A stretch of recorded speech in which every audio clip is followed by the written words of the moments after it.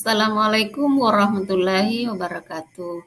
Perkenalkan, nama saya Darmiati SPD, guru UPTD SD Negeri 32 Parepare.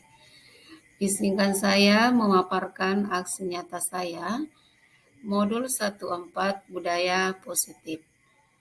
Nama fasilitator saya yaitu Ibu Dewi Nartini dan pengajar praktik Bapak Muhammad Nur.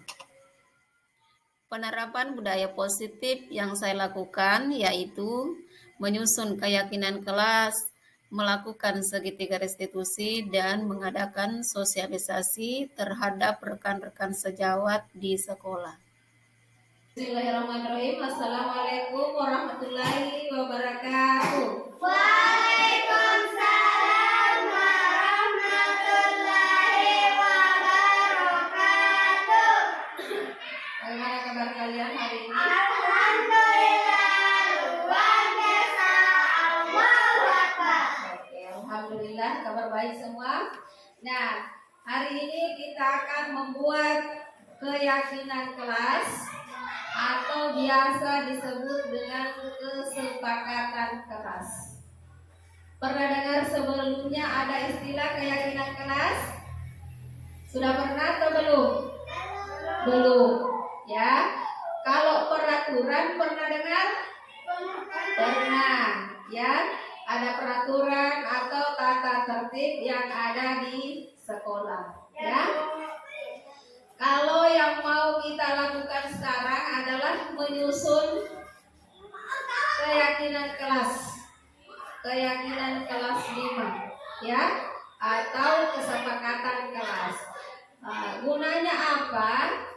Ya, keyakinan kelas itu kita menyusun suatu kesepakatan atau aturan, dan aturan nanti itu kita laksanakan bersama-sama. Nah, jadi bukan Bapak Ibu guru yang menentukan peraturannya, tetapi kalian sendiri yang membuatnya. Iya, kalian yang buat, kalian juga yang menjalankannya, melaksanakannya. Nah, baiklah, Ibu jelaskan bagaimana caranya. Jadi nanti Ibu bagikan kalian kertas berwarna. Ini ya kertas berwarnanya. Silakan pilih, masing-masing memilih 2 warna, ya. Apa warna favoritnya atau apa warna kesukaannya, ya. Nah, setelah diambil, dengar ya. Setelah diambil kertasnya, kalian menuliskan gagasan-gagasan atau pendapatnya tentang peraturan yang harus kita laksanakan. Ya, coba sebelum kita buat ini, apa peraturan yang biasa dilaksanakan di sekolah? Memungut sampah. Memungut sampah. Apalagi peraturannya? Sopan kepada guru. Apalagi? Pernah membaca tata tertib? Ya, ada dalam tata tertib kita di situ dilarang memakai perhiasan. Ya, ada kan? Kemudian harus datang paling lambat 15 menit sebelum pelajaran dimulai. Ya, itu peraturan yang dibuat oleh sekolah. Tetapi sekarang kalian sendiri yang membuat kesepakatan. Ya, apa kira-kira aturan yang perlu kalian terapkan di sekolah ini, khususnya di kelas 5, ya. Jadi kalian tulis di masing-masing menyampaikan 2 pendapatnya di sini, ya. Oke, sudah siap sekarang? Oke, Ibu bagikan. Ya, silakan memilih.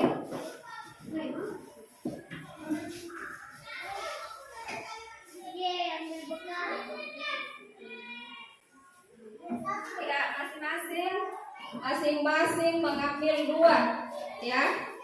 2 warna, boleh warna yang sama tetapi ambil 2. Sudah dapat semua? Oke. Nah, sekarang silakan tulis apa kira-kira yang mau dilaksanakan di sekolah ini. Peraturan-peraturan. Ya, tulisannya yang rapi, yang bisa terbaca karena sebentar itu ditempel di papan tulis, kemudian dipajang di dinding kelas. Karena itu nanti menjadi keyakinan kelas 5. 2 saja cukup ya. Apa-apa kira-kira yang harus dilakukan oleh anak-anak, oleh siswa supaya kelas kita ini bagus, disiplin, ya, tertib.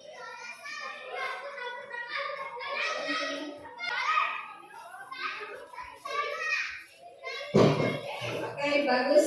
Selanjutnya Sabila Kaila, urusan ya.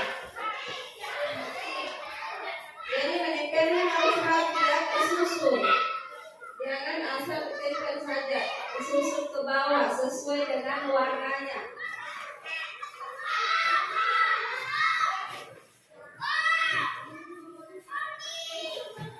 Ya, selanjutnya Laila.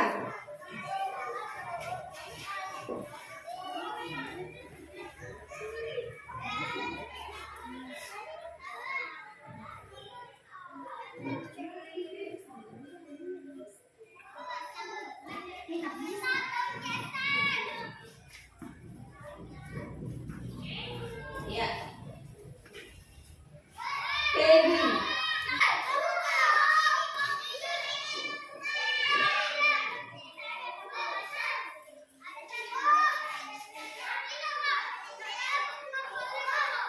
Ya, yang terakhir silakan Reza.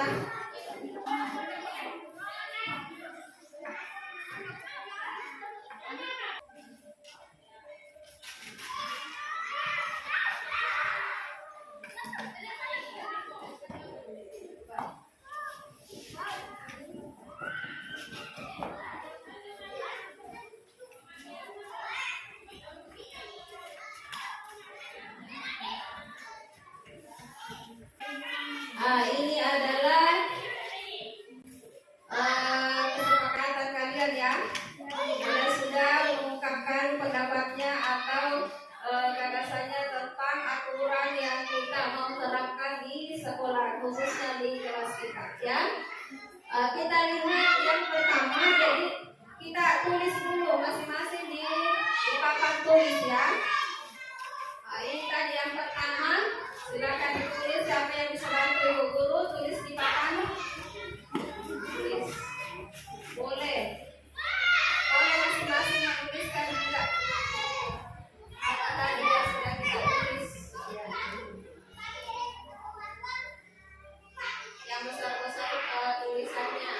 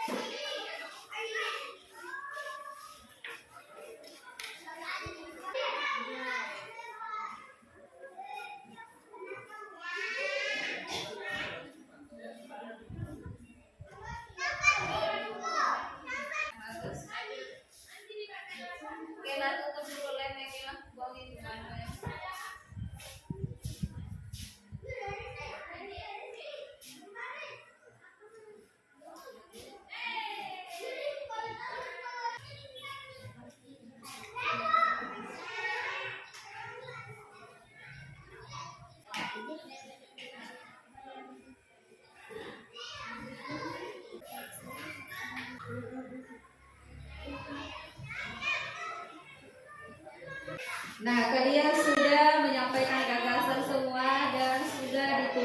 di papan ya.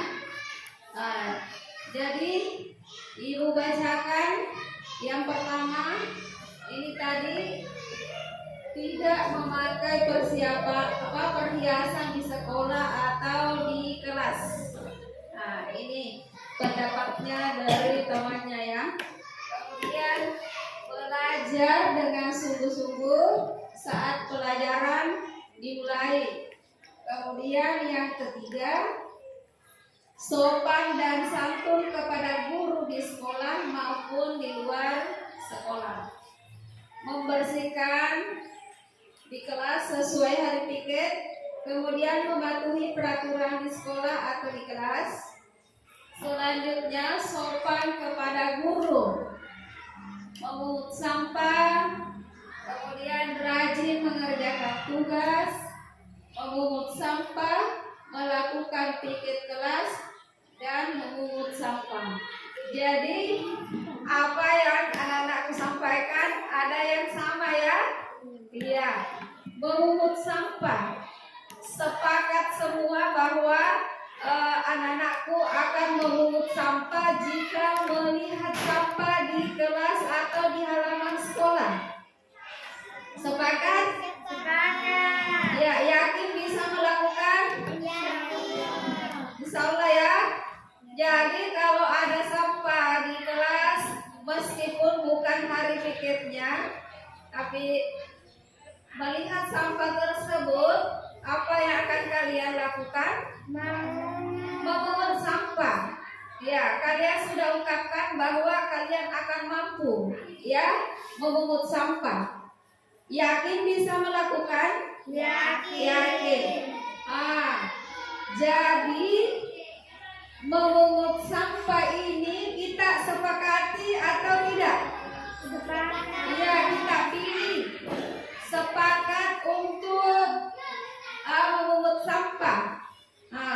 Kalau kita pungut sampah berarti sekolah kita menjadi bersih. Berarti yang kita lakukan adalah, Ibu ganti di sini ya kata-katanya, dari memungut sampah menjadi menjaga kebersihan.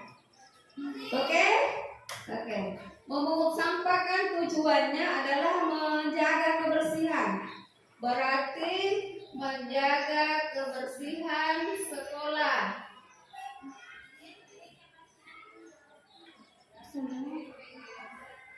Ya, menjaga kebersihan.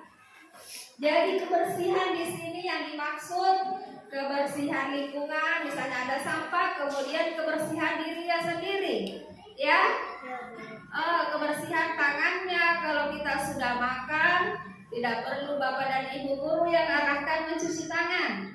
Langsung cuci tangan, ada air di depan kelas masing-masing, pakai sabun, kemudian cuci tangan. Jadi menjaga kebersihan diri sendiri dan kebersihan sekolah.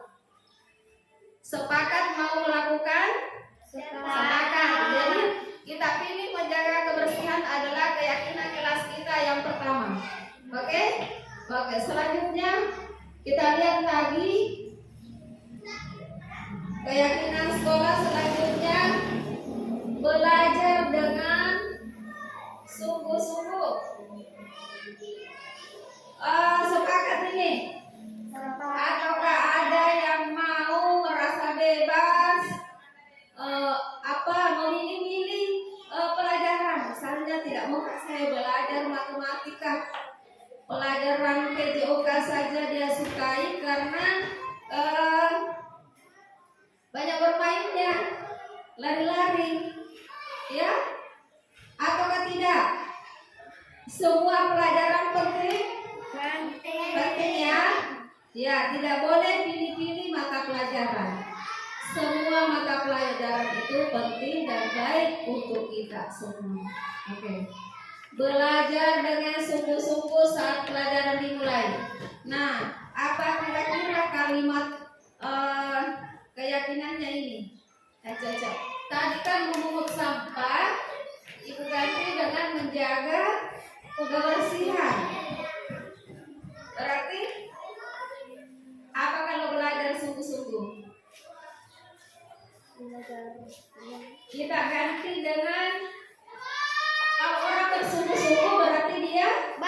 Orangnya Pintar.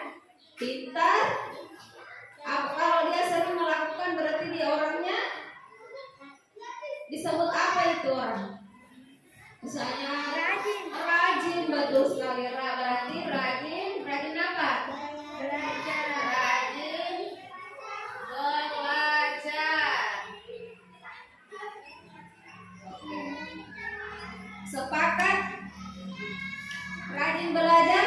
Sepakat. Di mana saja belajarnya? Apakah hanya di sekolah atau di rumah? Sekolah dan di rumah. Sekolah dan rumah. Ada guru atau tidak ada guru, ya tetap belajar. Ya, sudah jadi 2 keyakinan kelas kita. Apalagi yang ketiga? Sopan dan santun kepada Sopan dan santun kepada guru.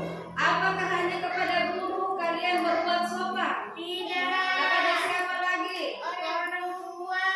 Selain orang tua, guru, di sekolah ada siapa lagi di sekolah? Teman. Ada teman, ya. Nah, kenapa ada biasa yang berkelahi? Karena mereka tidak saling menghargai. Ya, pada saat bermain ada yang dorong temannya, ya, mengganggu teman. Nah, akhirnya berkelahi, ya. Jadi kita harus saling apa? Menghargai. Saling menghargai, betul. Nah, siapa yang bisa bantu Bu Guru tulis?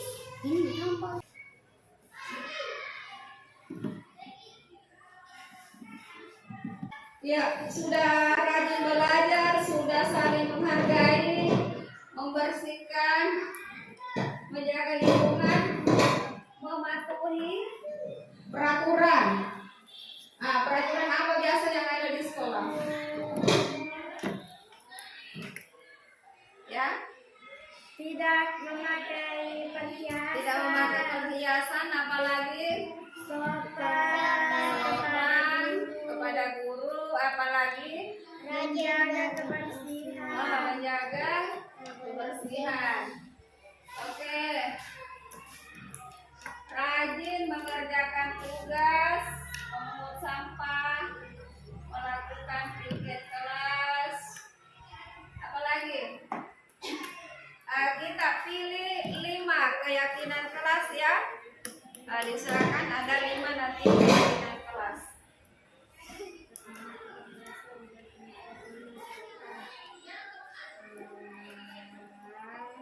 Apa di situ? Tidak memakai perhiasan, apa kira-kira kalimatnya di situ? Tidak. Hah? Berpakaian, Sederhana. berpakaian apa? Lengkap. Ya rapi, ya. Kami lengkap. Salah satu peraturan di sekolah adalah datang tepat waktu, berarti disiplin, ya, ya disiplin.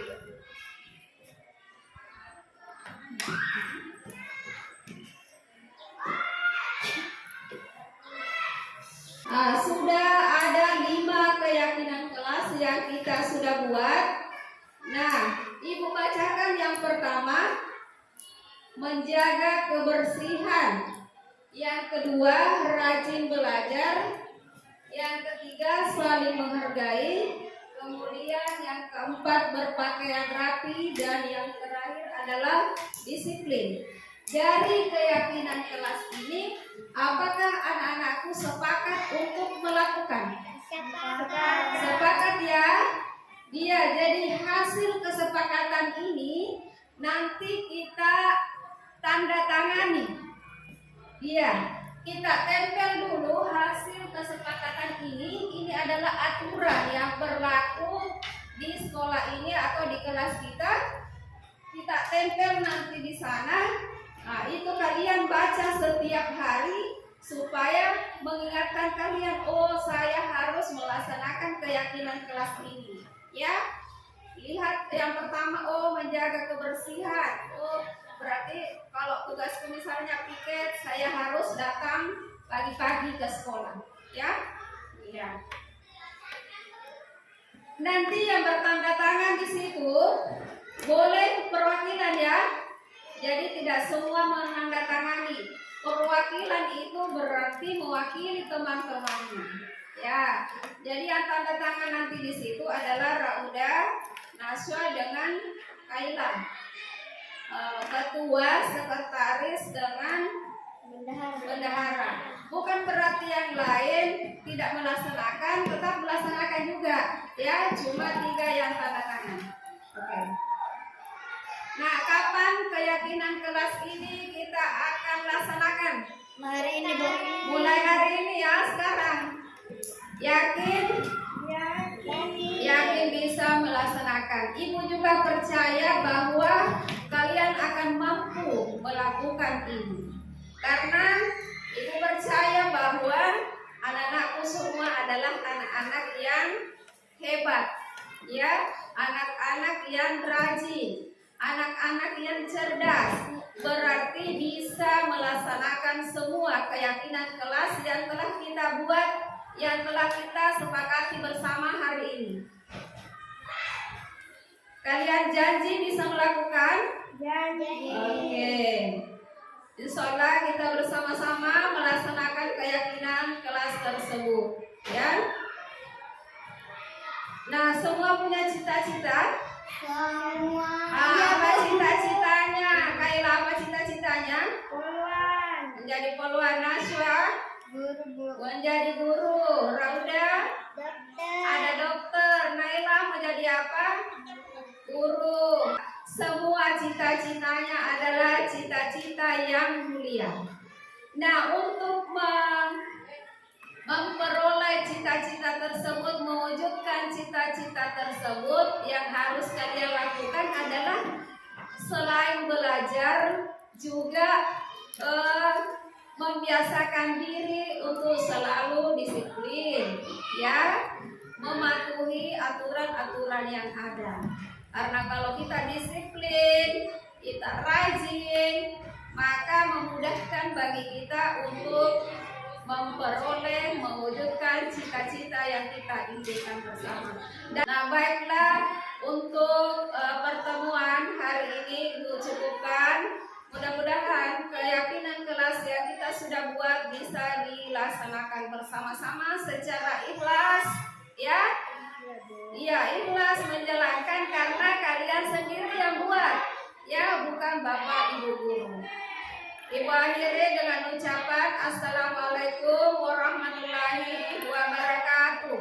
Waalaikumsalam warahmatullahi wabarakatuh. Selamat siang Naswa. Selamat siang, Bu. Sudah istirahat, Nak? Sudah, Bu. Alhamdulillah. Nah, apakah Naswa tahu mengapa Ibu panggil ke sini? Tidak tahu, Bu. Tidak tahu ya. Tadi saat ulangan Ibu perhatikan Naswa ambil catatan dari saku, kemudian melihat pekerjaan temannya Kaila. Betul atau tidak, Naswa? Betul, Bu. Oh, betul. Nah, menurut Naswa, menyontek saat ulangan itu perbuatan baik atau tidak? Tidak, Bu.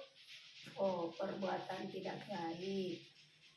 Nah, setiap orang itu pasti pernah melakukan kesalahan, termasuk Ibu guru pernah juga melakukan kesalahan. Tapi di sini Ibu tidak mencari mana yang benar mana yang salah, tapi ingin membantu Nak Naswa mencari solusi bagaimana supaya Naswa tidak menyontek lagi saat ulangan. Nah, tentu Nak Naswa punya alasan mengapa tadi menyontek. Coba ceritakan sama Ibu.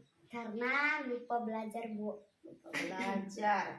Nah, lupa belajar, kira-kira apa penyebabnya sehingga lupa belajar? Karena saya asik bermain sama adik saya, Bu. Asyik bermain sama adik. Ya, Bu. Ya, oke, asyik bermain sama adik sehingga lupa belajar.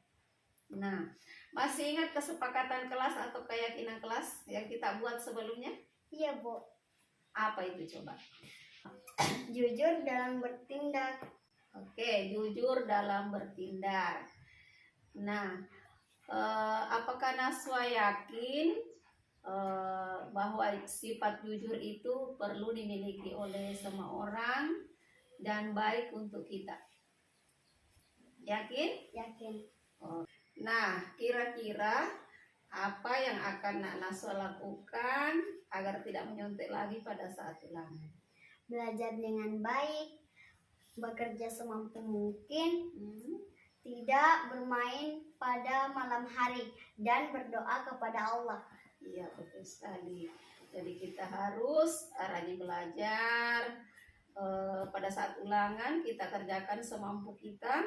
Kemudian jangan lupa berdoa kepada Allah Subhanahu wa taala, ya. Nah, Naswa sudah tahu apa yang mau dilakukan? Sudah, Bu. Sudah tahu? Oke. Baik. Naswa sudah tahu. Jadi kapan kira-kira ada dimulai? Mulai hari ini, Bu. Mulai hari ini. Nah, jadi mulai hari ini Naswa akan bertindak sejujurnya, tidak menyontek lagi pada saat ulangan, ya. Siap, Bu. Kemudian menjadi anak yang soleha. Nah, saya Ibu Guru yakin Naswa bisa melakukannya itu. Siap menjadi lebih baik? Siap, Bu. Oke, semangat. Bismillahirrahmanirrahim. Assalamualaikum warahmatullahi wabarakatuh. Dan selamat pagi. Bagaimana kabarnya Bapak dan Ibu? Alhamdulillah, ya, semoga kita semua senantiasa selalu dalam lindungan Allah Subhanahu wa taala. Amin. Iya. Yang saya hormati Bapak Kepala UGTD SDN Negeri 32, yang saya hormati rekan-rekan sejawat, ya. Puji syukur kita panjatkan kehadirat Allah Subhanahu wa taala oleh karena pada hari ini kita masih diberikan nikmat yang luar biasa, nikmat kesehatan, kesempatan dan kekuatan untuk bertemu kembali di sekolah yang kita cintai. Begitu pula salam dan salawat senantiasa kita kirimkan kepada junjungan Nabi besar Muhammad SAW, Nabi yang menjadi suri teladan bagi kita semua. Allahumma sholli wa sallim ala sayyidina Muhammad. Ya. Nah, untuk memulai kegiatan pada pagi hari ini, saya persilahkan kepada Bapak Kepala Sekolah untuk memberikan arahan atau nasihat-nasihat terkait kedisiplinan atau budaya positif di sekolah kita ini. Kepada beliau disilahkan dengan hormat. Bismillahirrahmanirrahim. Assalamualaikum warahmatullahi wabarakatuh. Yang saya hormati Bapak Ibu Guru SD Negeri 32. Alhamdulillah kita panjatkan kepada Allah Subhanahu wa taala karena pada hari ini kita masih diberi kesehatan untuk berkumpul di ruang kelas ini untuk membicarakan masalah tentang kedisiplinan di kedisiplinan di sekolah. Yang pertama saya sampaikan ini mengenai kedisiplinan di sekolah. Yang pertama, masalah kedisiplinan di sekolah itu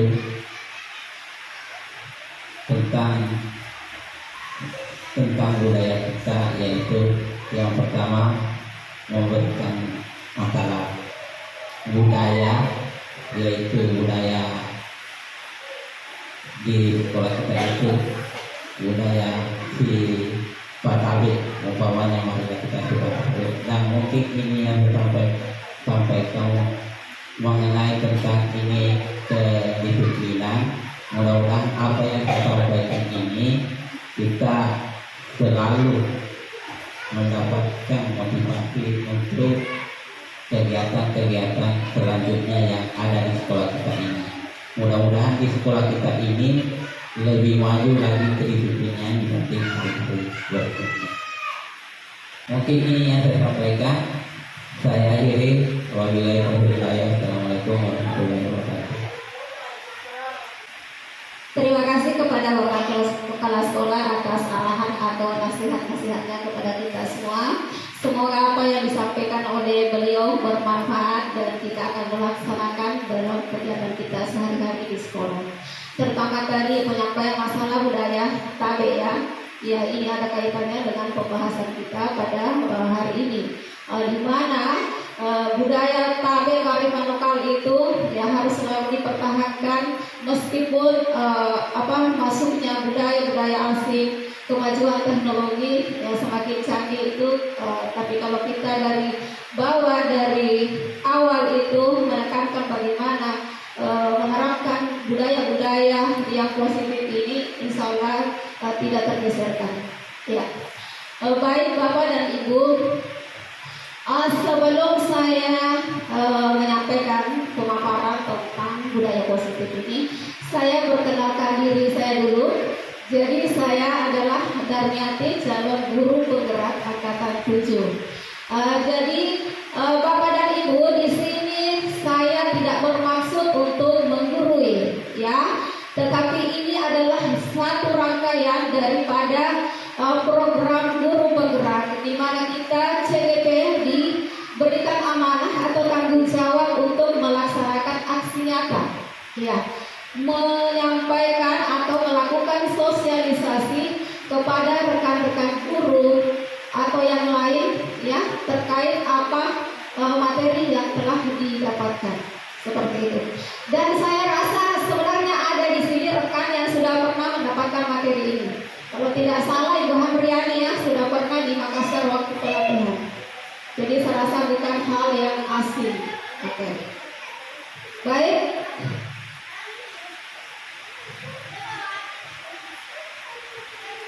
Ya, budaya positif. Ya, budaya. Sering sekali kita dengarkan kata budaya. Berarti pembiasaan. Ya. Positif berarti yang baik. Nah, jadi budaya positif itu adalah pembiasaan-pembiasaan yang baik yang dilakukan di sekolah. Ya, kemudian berpihak kepada murid. Nah, kemudian apa harapan kita? Ketika budaya positif itu sudah tercipta, maka akan melahirkan peserta didik yang berkarakter seperti mandiri, cerdas, dan bertanggung jawab.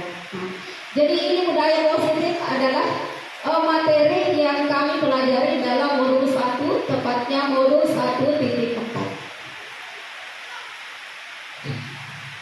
Oke, selanjutnya disiplin positif. Ya, salah satu bentuk penerapan daripada budaya positif itu adalah disiplin positif. Nah, bagaimana kita menciptakan suasana sekolah yang aman, nyaman, tertib? Ya, tentu ada suatu penerapan disiplin yang harus dilakukan di sekolah tersebut.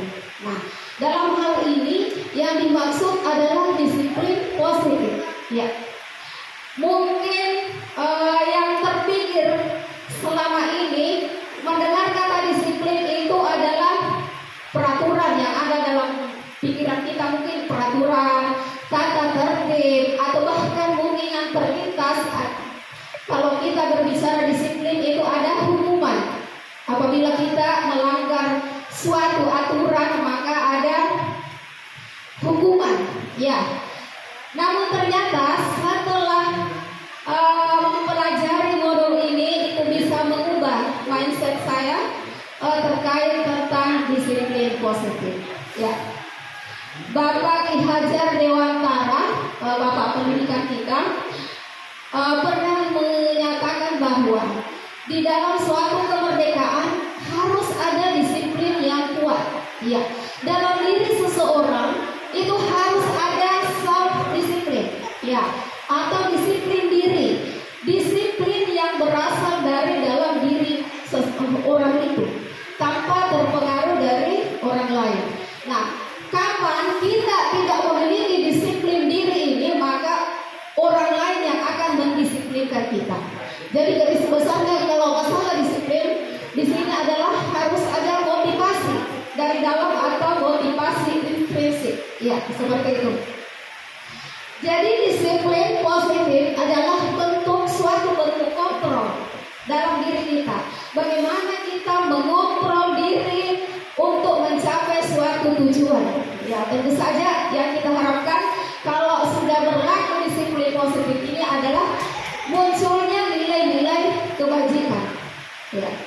Selanjutnya,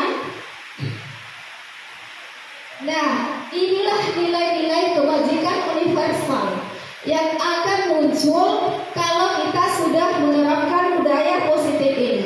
Yang pertama adalah disiplin, kemudian bertanggung jawab, rajin, dan percaya diri.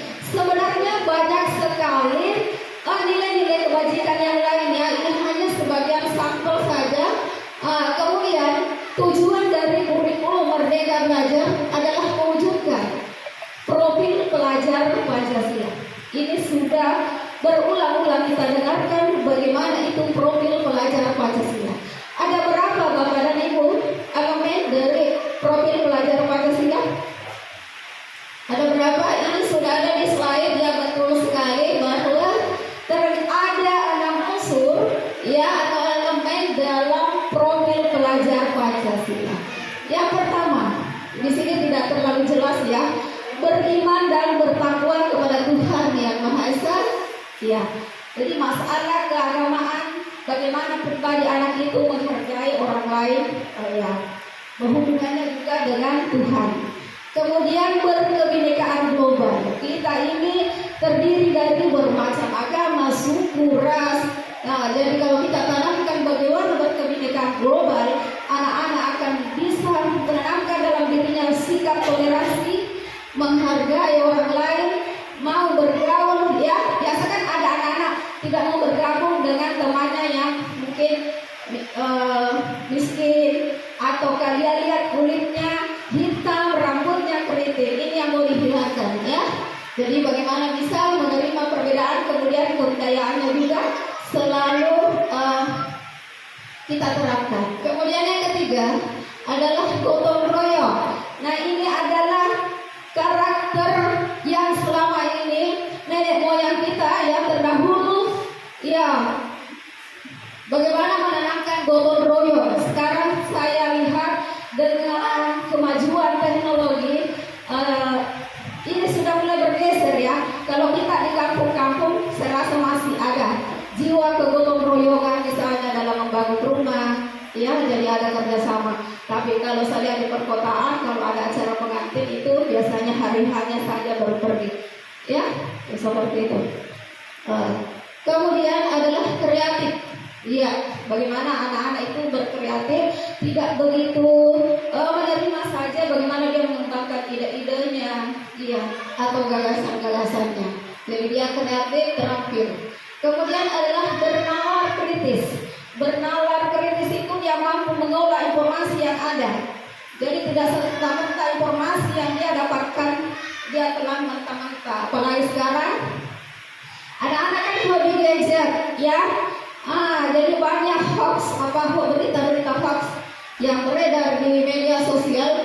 Jadi kalau anak terbiasa berpikir kritis, dia bisa mampu menyaring mana informasi yang dibutuhkan, mana yang tidak. Kemudian adalah mandiri. Bagaimana anak-anak itu terbiasa untuk mandiri, tidak bergantung kepada orang lain. Ya, tetap bekerja sama dibutuhkan, berkolaborasi, tetapi ada saatnya dia harus memiliki sifat mandiri. Nah, supaya lebih semangat kegiatan kita pada pagi hari ini, saya minta tolong kepada Ibu Hambriani untuk memandu kita melakukan menyanyikan lagu profil pelajar Pancasila disertai gerakan.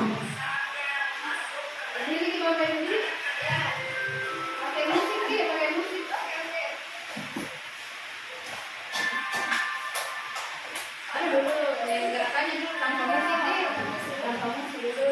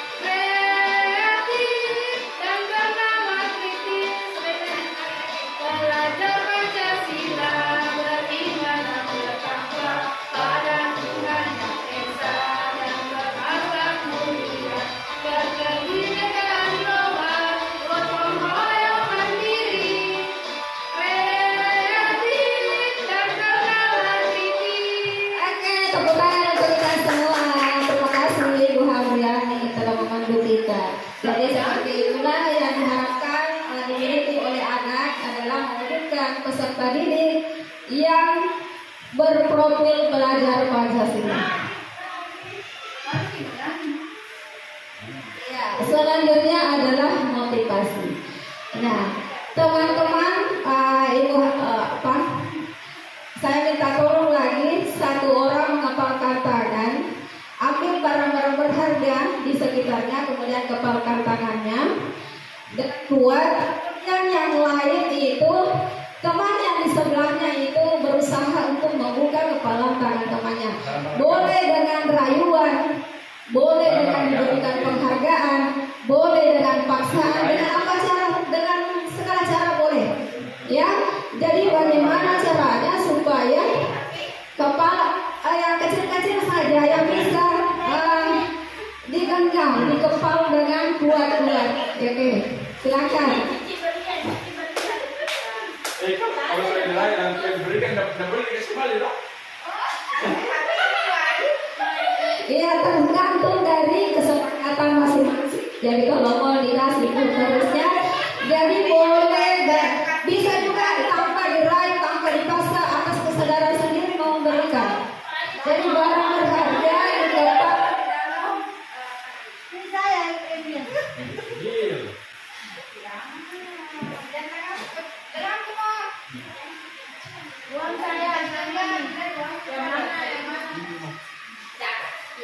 Iya, dia aku ambil. ya. Karena sudah selesai. Coba silakan. Yang satunya sama untuk membuka kepalan tengahnya. Boleh dengan paksaan, boleh dengan berikan imbalan atau penghargaan, boleh digombal, terserah. Boleh atas kemauan sendiri, terserah. Serahnya. Ya. Masing-masing bangku. Lumayan ya. Yang ada di sebelahnya masing-masing.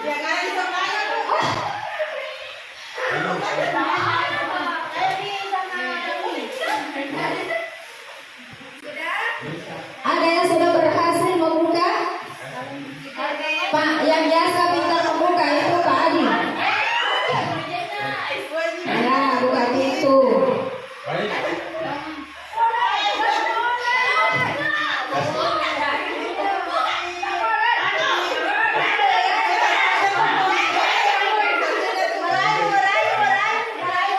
Boleh rayuan menjanjikan sesuatu.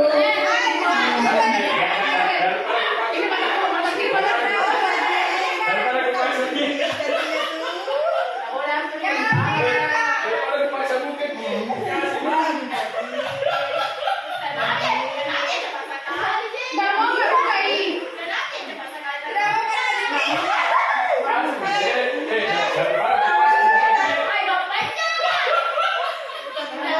Oke, ada yang sudah berhasil. Bagaimana buatnya lagi? Gampang kalau sudah pilihan buka.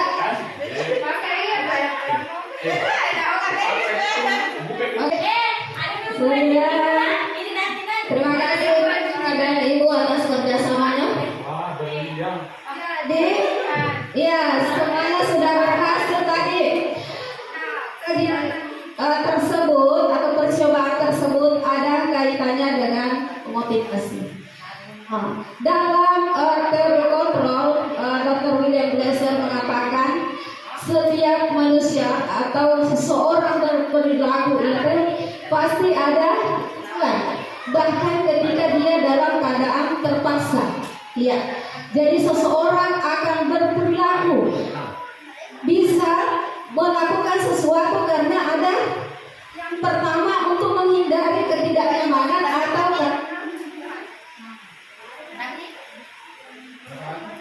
nanti Bapak dan Ibu membuka kepalan tangan temannya karena apa? Bisa berhasil membuka, apakah karena dipaksa? Takut dipaksa. Oh, takut dipaksa. Berarti kalau dipaksa berarti untuk menghindari ketidaknyamanan. Jadi dia melakukan perbuatan itu karena menghindari ketidaknyamanan atau kalau mungkin kepada siswa takut dihukum. Iya.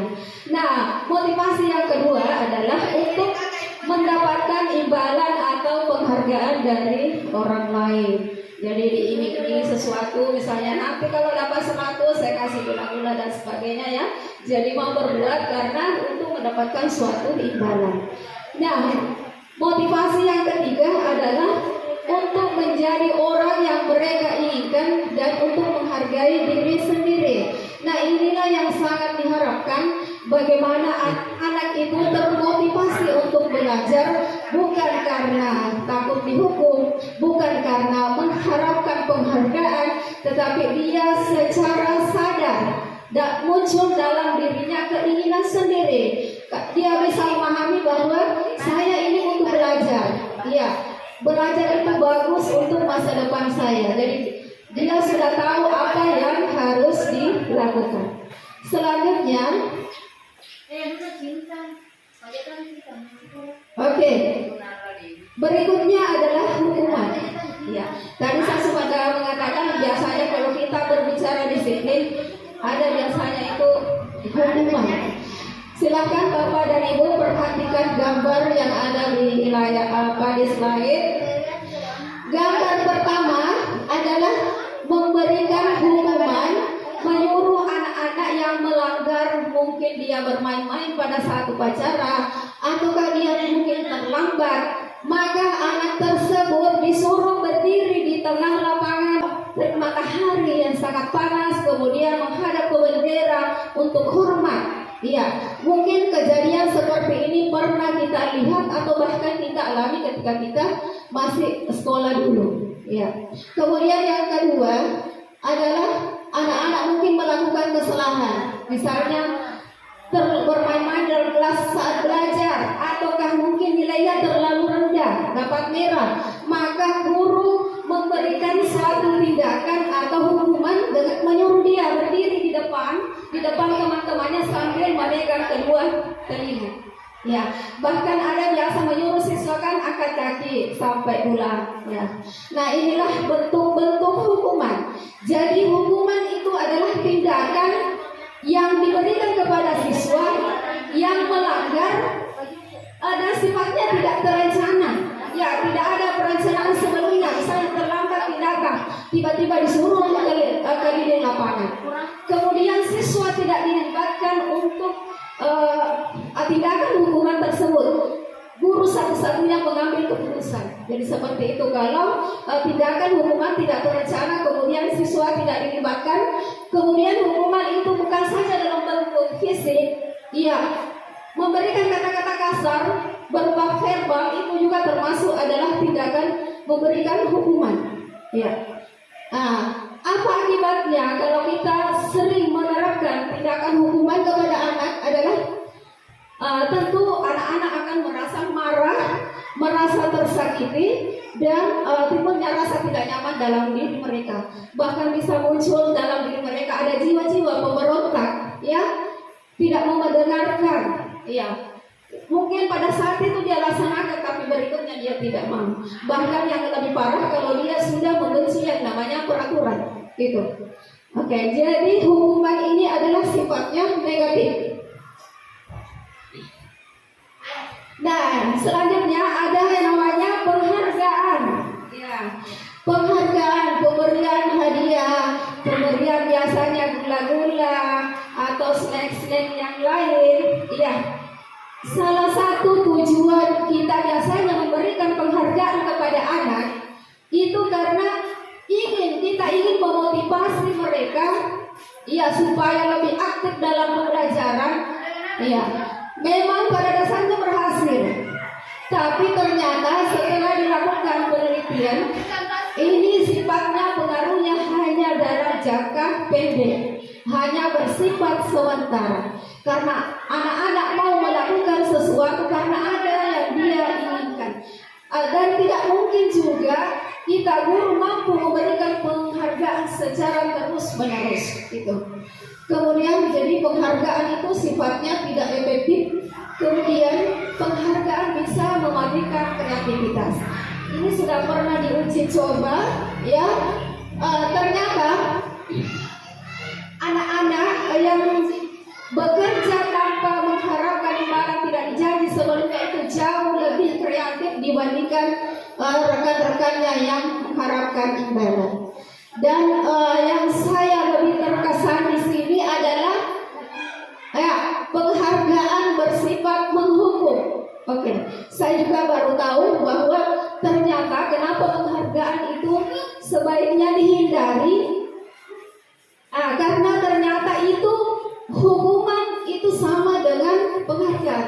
Ada sisi positifnya, tapi ada juga sisi negatifnya. Iya, ini saya copy paste langsung dari modul. Ternyata penghargaan menghukum mereka yang tidak mendapatkan penghargaan. Biasanya kan tidak mungkin semuanya kita kasih. Iya. Misalnya dalam sistem ranking, mereka yang mendapatkan ranking kedua akan merasa paling dihukum. Iya, ternyata seperti itu. Iya.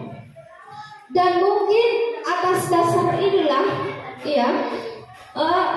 pemerintah dalam kurikulum kita, kurikulum 2013, terlebih lagi dalam kurikulum Merdeka Belajar, itu tidak direkomendasikan memberikan ranking kepada anak melihat dari dampak negatif yang ditimbulkan.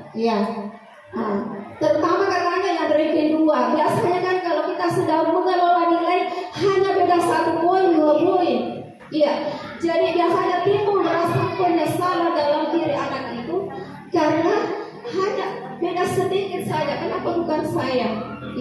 Dan terkadang anak mungkin dalam dirinya, biar bagaimana cara aku belajar tidak bisa juga saingi dia. Karena memang anak-anak mungkin potensinya tidak di situ. Mungkin dia memiliki kelebihan di bidang-bidang lain.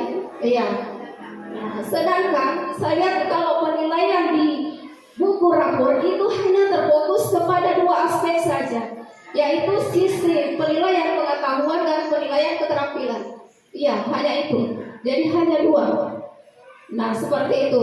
Dan ada terbaru kejadian, siswa kita yang sekolah di SMP 1. Mungkin Bapak Ibu masih mengingat Andi Mulya Muhlis dan Anna Altamunisa. Alhamdulillah mereka di sana itu termasuk siswa yang berprestasi. Anna Altamunisa itu ranking 1 di kelasnya. Sedangkan Andi Mulya Muhlis peringkat 11. Tapi ternyata setelah ditelusuri mereka berada dalam kelas yang berbeda. Andi Mulya Muhlis berada di kelas unggulan. Di situ semua siswa-siswa berprestasi di situ. Sedangkan kelasnya Anna, kalau kita tahu sendiri biasanya kan di sekolah seperti itu kan, dikumpulkan juga orang-orang yang ini sudah disaring memang. Nah, ini kan mamanya akan dia posting, mungkin 1 anak begini kan, seperti itu. Tapi ternyata nilai yang diperoleh itu lebih tinggi nilainya Andi Mulya Muhlis. Seandainya Anna Altamunisa masuk di kelasnya Mulya, dia akan berada di peringkat 14-15. Jadi seperti itulah pengaruh, salah satu dampak pengaruh daripada penggunaan ranking di sekolah. Seperti itu. Sedangkan kalau kita ketemu orang tua kan sudah menerima rapor, tidak mungkin tanya berapa jumlahnya, nilainya apa, tidak mungkin, tidak masuk akal itu. Pasti ranking berapa kan? Di sini ada faktor kebanggaan, Oke. Seperti itu. Selanjutnya ada yang disebut dengan konsekuensi atau restitusi. Nah, selain hukuman ada konsekuensi. Konsekuensi itu memberikan tindakan kepada murid yang sudah melakukan kesalahan, tapi di sini sudah lebih bagus. Kalau hukuman tadi hanya guru yang terlibat. Kalau konsekuensi itu sudah dilibatkan siswa dalam tindakan tersebut. Tapi sama, masih pengaruhnya bersifat sementara. Anak-anak akan kehilangan hak dan waktu. Jadi bisa dikatakan bahwa pemberian konsekuensi ini adalah sifatnya netral. Kalau mungkin kita prosentasekan, ini akan dampak positifnya 50%, negatifnya 50%. Pemberian konsekuensi. Misalnya anak-anak yang terlambat datang, Kalau kita berikan hukuman tadi itu kan disuruh keliling lapangan. Kalau konsekuensi yang diterapkan guru, maka di akhir pembelajaran biasanya disuruh siswa tinggal dulu. Iya, mengejar ketinggalan tadi. Ataukah pada saat sebelum jam istirahat itu dilarang dulu keluar. Iya, selesaikan dulu karena kamu tadi terlambat. Itu namanya pemberian konsekuensi. Jadi konsekuensi itu tindakan yang diberikan, tapi masih berhubungan dengan pelanggaran, ada hubungannya. Tapi kalau hukuman tidak ada sama sekali hubungannya, biasa disuruh bersihkan WC, ya seperti itu. Dan yang diharapkan adalah pemberian restitusi. Ya, restitusi ini adalah proses menciptakan kondisi bagi murid bagaimana dia sendiri yang memperbaiki kesalahan mereka. Ya, sehingga mereka bisa kembali kepada posisi dengan karakter yang lebih kuat. Nah, penjelasan restitusi ini masih ada nanti di slide berikutnya. Jadi ini adalah pendapat dari Diana Goswell tahun 2004. Jadi yang terlibat untuk memperbaiki kesalahannya adalah murid. Ya, jadi ini sifatnya positif. Hukuman negatif, konsekuensi netral, kemudian restitusi adalah positif. Oke. Selanjutnya, dalam menciptakan disiplin positif ada yang dikenal dengan keyakinan kelas. Saya pernah mendengarkan Ibu Hamriani menyebutkan kata kesepakatan kelas. Ini sebenarnya sama. Cuma kadang-kadang ada perbedaannya. Kalau kesepakatan kelas biasanya ditentukan sebelum misalnya belajar. Iya, tidak. Nanti kalau mau istirahat angkat tangan ya sifatnya sementara, bisa sementara. Iya. Jadi ada namanya keyakinan kelas. Nah, kenapa harus ada keyakinan kelas? Iya, karena kenapa bukan cuma peraturan? Kan sekolah sudah punya peraturan, kelas juga mungkin ada peraturannya tersendiri. Tapi ternyata penerapan keyakinan kelas ini mampu mengubah daripada karakter-karakter. Karena kenapa mereka dilibatkan dalam proses pengambilan kesepakatan itu. Kalau peraturan kan sekolah yang kuat, tidak ada campur tangan daripada siswa. Sudah ditentukan, sudah paketnya di situ harus seperti ini, anak-anak tinggal menjalankannya.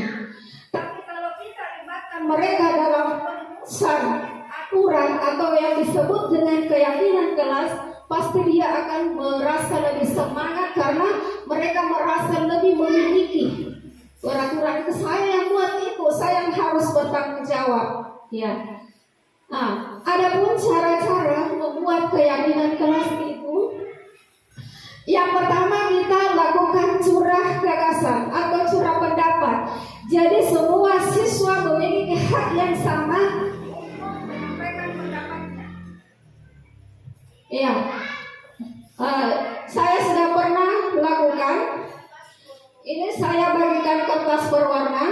Jadi masing-masing siswa itu menuliskan apa saja seharusnya yang boleh dilakukan, tidak boleh dilakukan, agar kita bisa belajar dengan tenang, nyaman di kelas atau di sekolah. Mereka semua menuangkan pendapatnya, gagasannya dalam kertas ini. Nah, setelah kita kumpulkan, mereka sudah tempel, kita bekerja sama siswa menuliskan semua pendapat tadi di papan tulis. Ya, dikumpulkan. Setelah itu kita lakukan cross check, revisi. Mungkin ada pernyataan yang sama. Iya. Kemudian kata-katanya itu mungkin ada yang bersifat negatif. Contohnya, dilarang membuang sampah sembarangan. Itu kata-kata tidak, kata-kata dilarang itu ternyata adalah dianggap sebagai kata bersifat negatif. Maka boleh diganti dengan kita menjaga kebersihan sekolah. Iya. Jadi kalau misalnya situ ada kata tidak, dilarang, itu dihapuskan. Kita ganti dengan pernyataan universal. Ya, ada namanya universal, itu berarti semuanya bisa diterapkan. Iya. Karena ada memang peraturan itu hanya untuk misalnya yang beragama Islam. Misalnya saya itu kalau hari Jumat ada kebiasaan anak membaca surah Al-Kahfi sebelum pelajaran nilai. Iya. Nah, itu tidak termasuk keyakinan kelas karena itu kan hanya untuk beragama Islam, jadi tidak universal namanya. Iya, tidak secara umum. Iya, jadi setelah dirumuskan ke dalam kalimat-kalimat positif, maka inilah keyakinan kelas yang muncul dari beberapa tadi gagasan. Kemudian kita sudah revisi kalimatnya menjadi kalimat positif. Ini melahirkan keyakinan kelas yang jumlahnya ada 5 di sini. Yang pertama, menjaga kebersihan, ya. Kemudian disiplin, saling menghargai, kemudian rajin belajar dan berpakaian rapi. Iya. Lebih apa namanya, kalau peraturan itu kayak ada lembaran. Kalau ini kata-kata yang singkat saja, tapi seolah-olah hal tersebut dirumuskan oleh siswa. Kita sebenarnya ini setangga di sini, misalnya kita menjaga kebersihan atau murid menjaga kebersihan oleh. Dan yang tidak kalah penting, setelah jadi keyakinan kelas harus ada tanda tangan.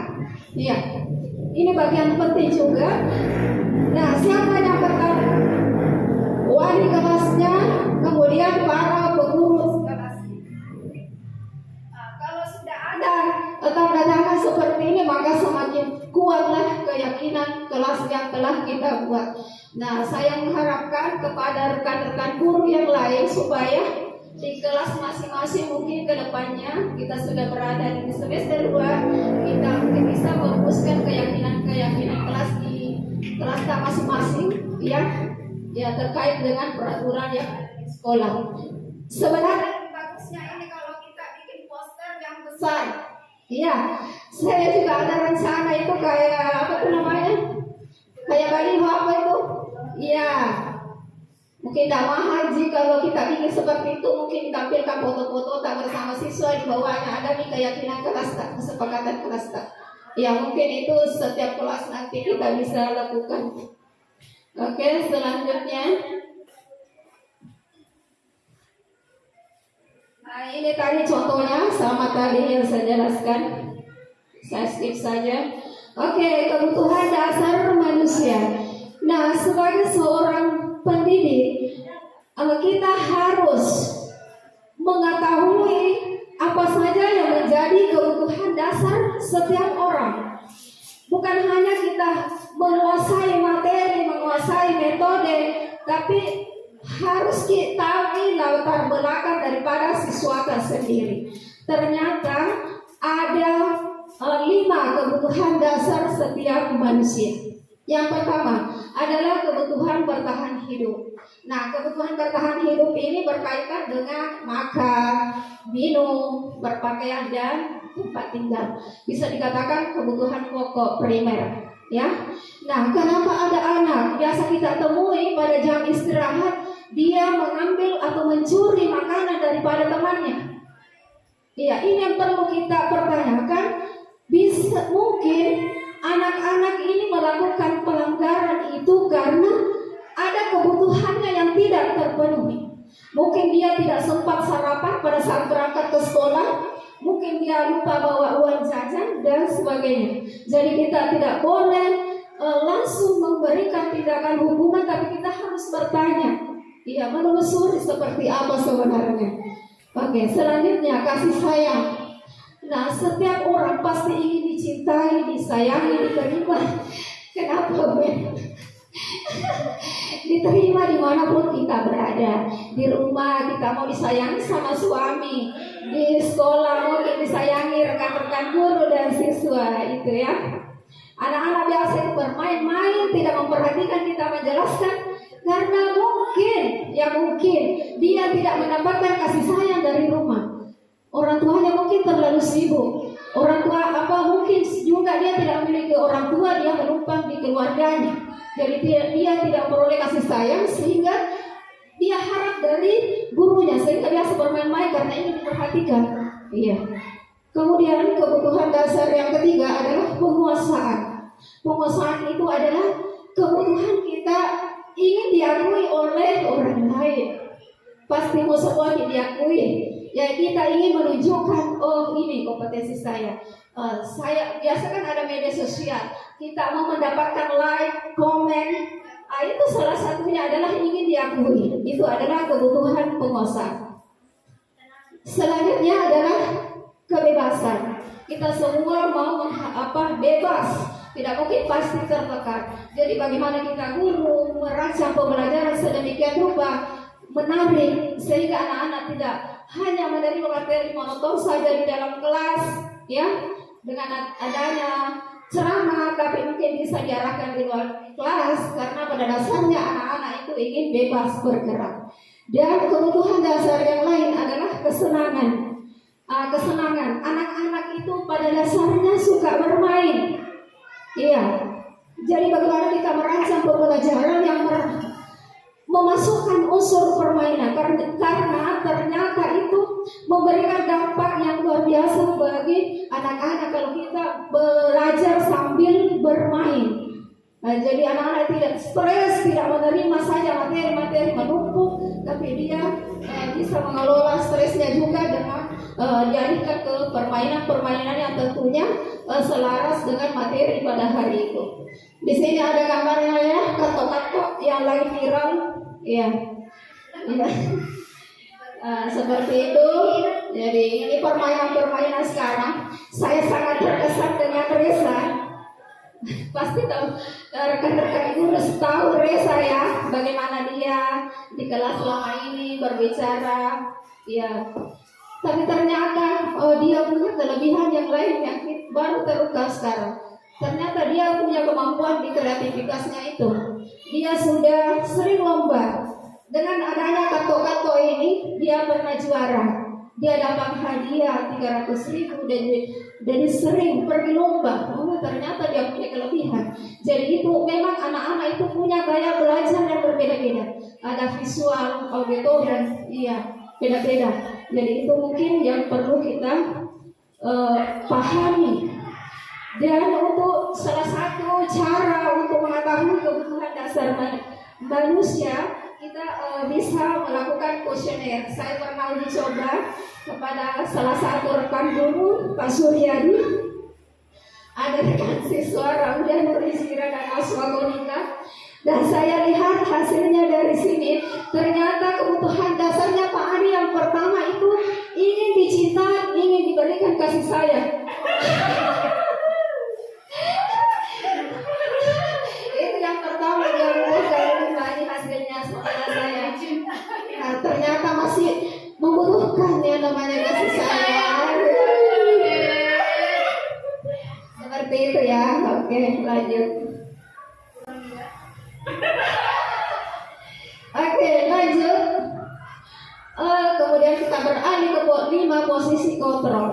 Diana Gosling ini menyatakan ada 5 posisi kontrol yang dimiliki oleh seorang guru. Yang pertama ada tipe menghukum, kemudian ada membuat rasa bersalah, kemudian menganggap siswa itu adalah sebagai teman, kemudian sebagai pemantau dan sebagai manajer. Kita lihat apa perbedaan masing-masing dari posisi kontrol tersebut. Oke, yang pertama, kalau guru menerapkan berada di posisi kontrol menghukum, ketika anak-anak berbuat salah, itu suaranya besar, tinggi, patah, melotot, kemudian mengeluarkan kata-kata yang kasar. Nah, hasilnya yang diperoleh adalah timbul jiwa pemberontak dan pendendam. Selanjutnya, membuat rasa bersalah. Jadi kalau anak-anak melanggar, biasa kita katakan, kamu sudah mengecewakan ibu. Orang tuamu itu setengah mati itu bekerja untuk cari nafkah, kasih dibelikan kue, belikan kebutuhannya, tapi cara belajar seperti itu. Jadi kita memberikan pernyataan yang membuat anak-anak itu merasa bersalah. Apa dampaknya adalah anak-anak akan suka berbohong. Kemudian dia menyembunyikan masalah. Nah, yang ketiga adalah teman. Terkadang ada guru memposisikan setiap siswa itu sebagai temannya. Mungkin harapan kita ingin supaya lebih mendekat kepada anak tersebut, kita lebih mudah mengajar dia. Tapi ternyata kalau kita memposisikan diri sebagai teman, akibat yang bisa timbul adalah ketergantungan. Anak-anak akan hanya mendengarkan guru yang bersangkutan. Kita bisa lihat kalau pagi hari, kalau guru yang lain menyuruh siswa untuk sampai tidak didengarkan. Ada yang dia tunggu karena ya begitu memposisikan. Kemudian tidak menghargai kadang-kadang anak karena gurunya mungkin sering bercanda, sering tertawa, berbagi mungkin pengalaman, sehingga anak-anak tidak merasa bisa mengontrol lagi dirinya, dan sehingga keluar kata-kata mungkin yang tidak pantas dilontarkan seorang siswa kepada seorang guru. Iya, itu karena begitu tidak marah si ibu. Jadi seharusnya dia ungkapkan bersama temannya, dia ungkapkan sama gurunya. Lanjut adalah pemantau tadi, ya, memposisikan diri sebagai pemantau. Jadi di sini guru memberikan konsekuensi dari tindakan yang dilakukan. Dan yang paling penting daripada ini adalah tadi sebagai manajer, yang itu adalah posisi ideal yang diharapkan oleh setiap guru. Sekarang saya akan memutarkan video yang berkaitan dengan 5 posisi kontrol.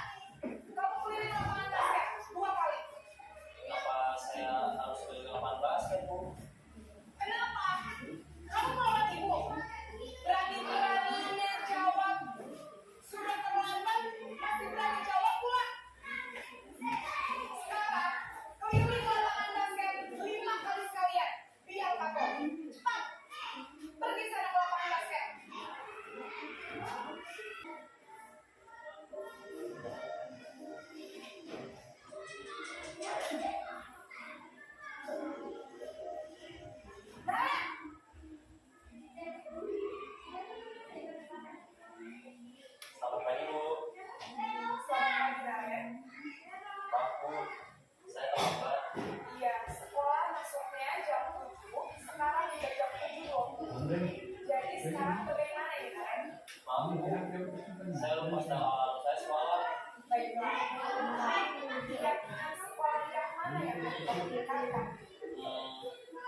Menghargai diri sendiri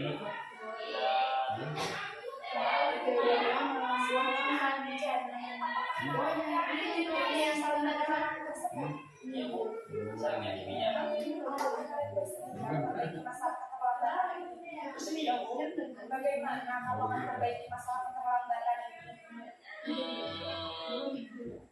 Saya akan coba untuk tidak lupa memberikan alarm saya. Baik, kalau lupa memberikan di rumah, ada orang yang kira-kira bisa bantu mengingatkan tidak? Ada Bu, kakak saya, Kak Emma. Ada lagi selain Kak Emma? Selain Kak Emma, ada ibu saya. Jadi yang mengingatkan Alek adalah Kak Emma dan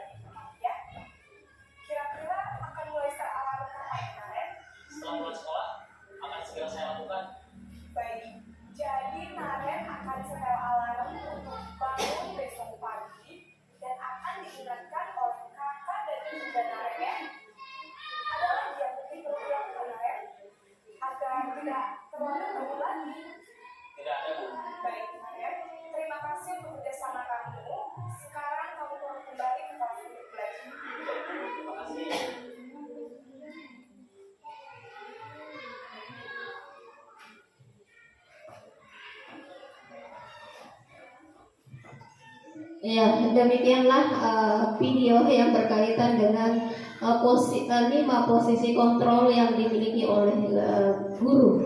Nah, mari kita merefleksi diri kita masing-masing terhadap bagaimana kita selama ini sebenarnya kita berada di posisi mana.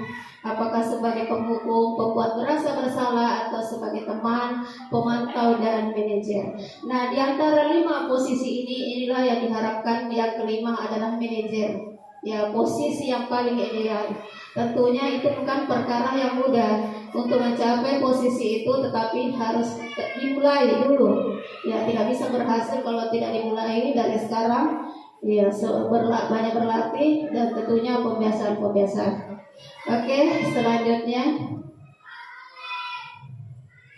ada namanya segitiga restitusi. Mungkin ada yang bertanya, tidak boleh menghukum, tidak boleh juga berikan konsekuensi. Terus apa yang harus dilakukan oleh seorang guru? Nah, ini adalah solusi yang ditawarkan adalah melakukan restitusi.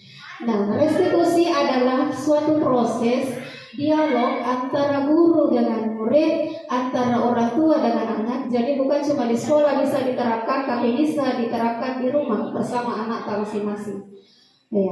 Kenapa dikatakan segitiga? Karena ada 3 langkah-langkah, ada 3 tahap dalam melaksanakan restitusi itu. Yang pertama, sisi yang dibawa adalah menstabilkan identitas. Identitas yang dimaksud di sini adalah kesalahan yang diperbuat oleh siswa. Jadi ketika anak-anak berbuat kesalahan, kita tidak langsung menyalahkan mereka, tidak langsung memberikan tindakan, tetapi kita harus menstabilkan dulu bagaimana kita menggiring anak tersebut. Tadi kan kalau dia sudah berbuat salah itu dianggap dia gagal. Bagaimana kita berusaha mengembalikan anak itu ke arah yang kesuksesan. Ya, kita stabilkan dulu. Di sini guru bisa bertanya kepada siswa. Setiap orang pasti pernah melakukan kesalahan. Misalnya, termasuk ibu guru. Kamu bukan satu-satunya orang yang pernah berbuat salah. Karena terkadang anak karena melakukan kesalahan, ada yang biasa mengurung diri di rumah, takut bersosialisasi dengan orang lain. Karena dia sudah melakukan mungkin tindakan yang fatal. Jadi kita menstabilkan kesalahan tersebut dengan memberikan pernyataan seperti itu. Nah, sisi selanjutnya atau tahap kedua adalah melakukan validasi tindakan yang salah. Ya, kalau sudah distabilkan, divalidasi tindakan yang salah, kita bertanya kepada anak, kamu tentu punya alasan mengapa kamu berbuat seperti itu. Kenapa kamu menyontek dalam pada saat ulangan semester? Pasti ada alasannya. Itu namanya melakukan validasi tindakan yang salah. Di situ anak-anak mulai bercerita. Jadi di sini anak-anak akan terbiasa terbuka dengan permasalahan yang ada. Melakukan validasi tindakan yang salah. Selanjutnya tahap terakhir adalah menanyakan keyakinan. Kita sudah buat keyakinan kelas. Jadi kalau kita sudah buat keyakinan, anak-anak sudah paham, tapi mungkin ada melakukan pelanggaran, kita tanya, keyakinan kelas mana yang telah kamu langgar ini? Ya. Maukah kamu perbaiki kesalahanmu? Mungkin dia bisa bercerita. Sama tadi itu video yang ada Naren, dia mulai bercerita. Kenapa dia bisa terlambat? Karena dia lupa menyetel alarm. Iya, dia bercerita alasannya. Kemudian apa kira-kira yang harus dilakukan supaya tidak terlambat lagi? Anak-anak kemudian bercerita lagi. Oh, saya mau menyetel alarm sebelum tidur. Saya akan meminta tolong kepada saudara atau ibu untuk membangunkan saya. Jadi dia sendiri yang memperbaiki kesalahan yang telah diperbuat. Ya.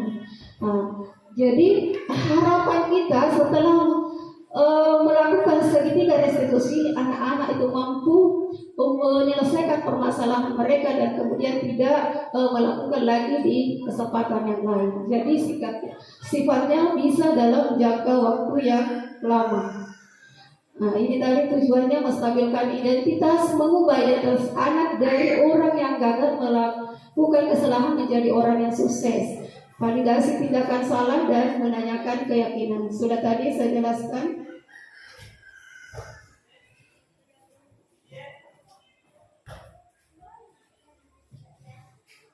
Nah, ini mungkin yang ditunggu-tunggu.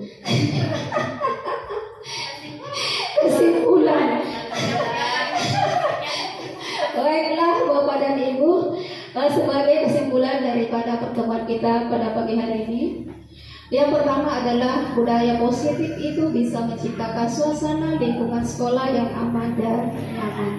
Kemudian dengan adanya penerapan budaya positif bisa membuat siswa berpikir, bertindak, mencipta, yang diharapkan dia memiliki karakter, terutama tadi bisa mewujudkan profil pelajar Pancasila. Ya, mereka bisa lebih mandiri, lebih bertanggung jawab. Dan yang ketiga, dalam menciptakan budaya positif ini tentunya bukanlah hal yang mudah. Tentu diperlukan kolaborasi kerjasama dari semua pihak yang ada di sekolah, maupun kepala sekolah, komite sekolah, orang tua, dan semua rekan guru. Ya, jadi perlu adanya kolaborasi atau kerjasama. Nah, sebelum saya tutup, adakah yang mau bertanya? Oh, tidak ada. Oh, ya, silahkan Ibu Handriani.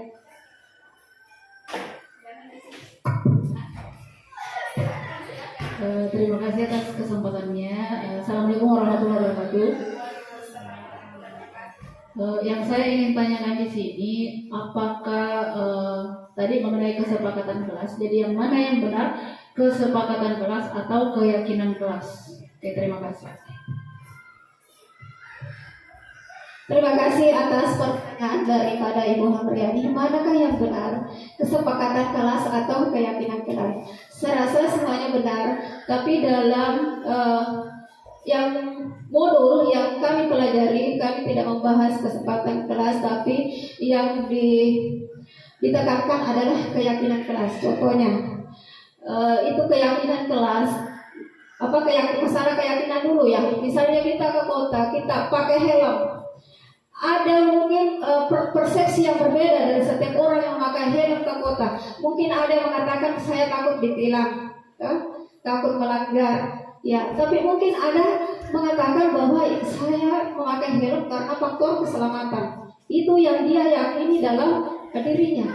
Ya, jadi keyakinan itu apa ya? Sifatnya lebih kuat sebenarnya. Ada polisi atau tidak pun, ada polisi harus pakai helm. Ya, karena itu yang kita yakini bahwa sama kalau kita mau pakai masker selama pandemi corona ini, kenapa pakai masker? Bukan karena disuruh pemerintah, tapi karena faktor kesehatan. Nah, itulah namanya keyakinan. Ya, jadi bukan karena peraturan. Nah, kesepakatan kelas, ya saya itu sering lihat di YouTube ya, di internet banyak kesepakatan kelas. Sebenarnya saya lihat dari perumusannya sama. Iya, cuma kalau keyakinan kelas kayak ini sebenarnya lebih masih mengarah sebenarnya ke kesepakatan kelas ya. Sebenarnya bisa supaya lebih dikuatkan, seolah-olah siswa yang buat di situ bisa ditambah di depannya kita menjaga kebersihan sekolah atau murid menjaga kebersihan sekolah. Jadi terkesan bahwa anak-anak yang membuat peraturan itu. Jadi boleh-boleh saja, tetapi yang kami dapatkan adalah kayak yang lebih mungkin adalah keyakinan kelas. Seperti itu yang saya pernah dapatkan. Mungkin tujuannya sebenarnya sama. Iya. Dan saya katakan bahwa kesepakatan kelas itu sering juga dilakukan kalau kita mau belajar. Cuma kadang-kadang besoknya lain-lain kesepakatannya.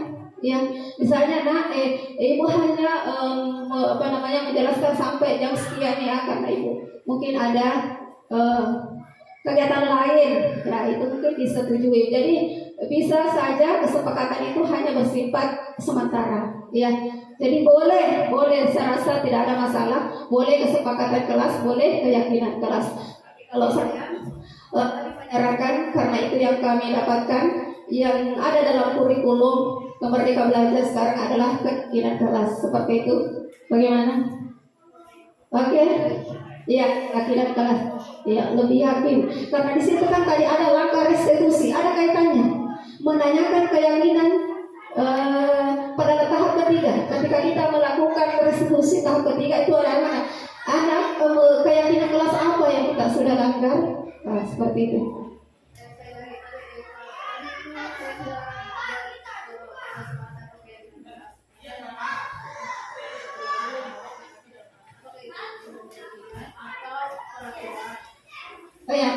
tidak boleh memakai topi.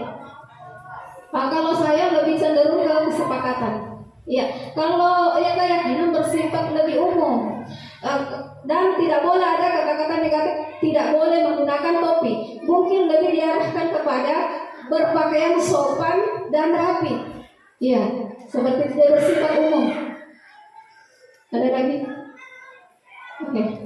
Terima kasih atas pertanyaannya, rekan-rekan semuanya. Terima kasih telah meluangkan waktunya untuk kegiatan ini. Terima kasih, semoga Allah membalas kebaikan dan daripada Bapak dan Ibu. Amin. Saya akhiri dengan ucapan wabillahi taufiq wal hidayah. Wassalamualaikum warahmatullahi wabarakatuh. Waalaikumsalam. Ya, tanda tangan semua di sini. Rangga kopi.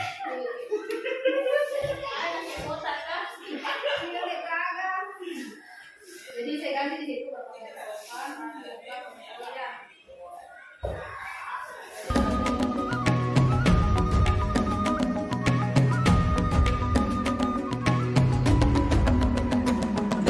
dan bukalah matamu, saatnya meraih mimpimu. Arahkan pandangan ke depan, Tuhan kan menuntunmu. Sadarilah masa berganti, tantangan kan kita hadapi. Bergandeng tangan untuk negeri, era kita menanti berseri. Kita belajar Pancasila, kita bernafas dalam sila-silanya. Kita belajar Pancasila, ayo kita jaga untuk Indonesia. Bersatu dalam perbedaan. Assalamualaikum warahmatullahi wabarakatuh. Saya Ibu Hamriani SPD, guru kelas 1 di UPTD SD Negeri 32 Parepare. Berdasarkan paparan dari Ibu Darmiati mengenai budaya positif, itu sangat bagus diterapkan di sekolah ini, terutama mengenai disiplin positif. Yang saya lihat masih banyak anak-anak di sini yang disiplinnya itu bukan berasal dari dalam dirinya sendiri, melainkan karena sebuah aturan. Nah, langkah awal yang saya lakukan di sini adalah dengan membuat keyakinan kelas sebelum memulai pembelajaran. Dan saya harap itu akan berguna untuk mereka di masa yang akan datang untuk mengembangkan perilaku positifnya. Selain itu, saya ingin mengajarkan kepada mereka untuk bertanggung jawab. Hanya itu kira-kira yang bisa saya sampaikan. Semoga apa yang saya lakukan ini bermanfaat untuk di masa yang akan datang. Dan untuk Ibu Darmiati, semoga Ibu sukses, terutama dalam guru penggerak ini. Sekian, wassalamualaikum warahmatullahi wabarakatuh. Assalamualaikum warahmatullahi wabarakatuh. Saya Naswa, saya sangat senang dengan adanya segitiga restitusi. Karena saya tidak dimarahi oleh ibu guru ketika berbuat salah. Saya bisa memperbaiki kesalahan dan menjadi lebih baik lagi.